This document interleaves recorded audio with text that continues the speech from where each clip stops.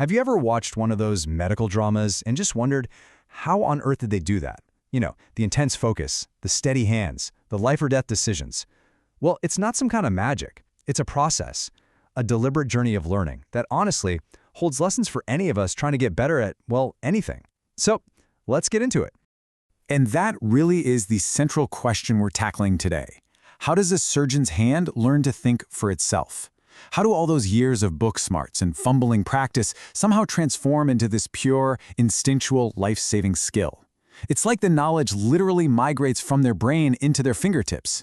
How does that happen? Well, long before they even learn to hold a scalpel, the journey starts somewhere much deeper. It starts with the right mindset, with a really powerful core motivation. This quote from logotherapy pretty much says it all. For a surgeon, the why is huge. It's about saving a human life. And when your why is that strong, you can endure almost any how. We're talking about the insane 36-hour shifts, the years and years of sacrifice, the constant crushing pressure.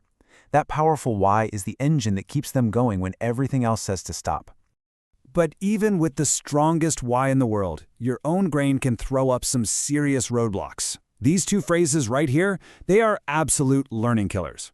In a field like surgery where new techniques are coming out all the time, saying "I knew that" just shuts the door on a better, maybe safer way of doing things. And I disagree. That can close you off to a totally different perspective that might one day save someone's life. The very best surgeons, they never stop being students.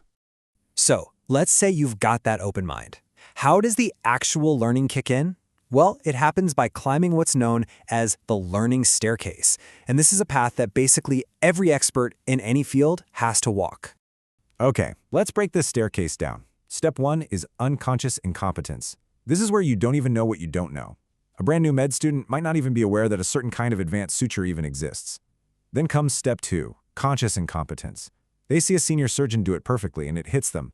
Whoa, I have zero idea how to do that. And that right there is where real learning begins. Step 3 is conscious competence. This is like when you first learn to drive a stick shift, right? You can do it, but you have to think about every single move. Your whole brain is focused on just that one task. And finally, you reach the top. Step 4, unconscious competence. This is the goal. After thousands of reps, that surgeon can throw a perfect suture while their mind is already planning 5 steps ahead in the operation. Their hands just know what to do. No thought required. Now, climbing that staircase is tough. It requires some specific tools, basically ways to hack your brain to make sure all that new information actually sticks. Because here's the thing, memory isn't just something you have, it's a skill you can actually train. And you've got to train it because of this number. It's kind of shocking. We can forget up to 98% of what we learn within a single year. 98%. Why? Well, our brains are all about efficiency. If you don't use a piece of information, if you don't repeat it, your brain just kind of goes, well, guess this isn't important. And it tosses it to make room for other stuff. Use it or lose it, literally. So how do you signal to your brain, hey, this is important, keep this? You've got to speak its language. A surgeon uses all 3 of these keys. They use visual memory, picturing the entire surgery from start to finish.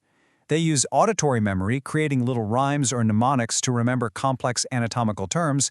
But honestly, the most important one, the holy grail for a surgeon, is kinesthetic memory, good old muscle memory. It's built by tying knot after knot after knot thousands of times until the motion is as automatic as blinking. And here's one of the most powerful memory hacks out there, association. It's the glue that makes memory stick. All you have to do is connect a new piece of information to something you already know really well. So to remember the steps of a new procedure, a surgeon might link each step to a familiar landmark in the body they already know by heart. That connection makes the new memory incredibly strong. And you know what the superglue of the mind is? A story. Instead of just memorizing a dry list of a patient's symptoms, you turn it into a narrative, a journey of diagnosis. You're actively involved in creating a story around the case. Our brains are absolutely wired for stories. And when you attach an emotion to a memory, it becomes almost impossible to forget. Of course, no surgeon climbs this staircase all by themselves. They need a guide, a mentor. And it turns out that being a great teacher isn't some mystical art form. It's actually a science. There's a formula for it. And this is the formula. A great teacher always follows this order. You start with concepts, defining the key terms. What is hemostasis? Then you move to principles, explaining the why. Why is it so critical to control bleeding? Then comes the process, the big picture view of the whole operation. And only then, only after all that groundwork is laid, do you get to procedures, the step-by-step instructions. So many teachers get this wrong and jump straight to step 4. That's like giving you a hammer and telling you to build a house without ever showing you the blueprint. But here's what makes a teacher truly a master. They know that the room is filled with different kinds of learners. They have to teach in a way that connects with everybody. You've got the why people, tell them an emotional, patient story. You've got the what people, give them the hard data and the theories. For the how people, you've got to get them in the lab for hands-on practice. And for your what if people, you give them a complicated scenario and say, okay, what do you do now?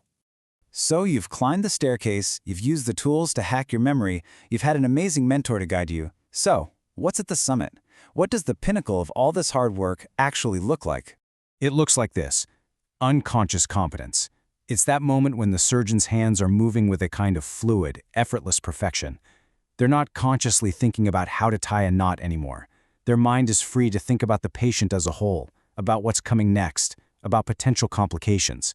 It's like their fingers have become smarter than their brain. That is mastery. And that whole journey really brings us to one final thought. Becoming a master, whether it's in surgery or anything really, it requires being pushed right up to the edge of your comfort zone. So I'll leave you with this question to think about. In your own life, how can you find that sweet spot, the right amount of pressure that forces you to grow without causing you to break?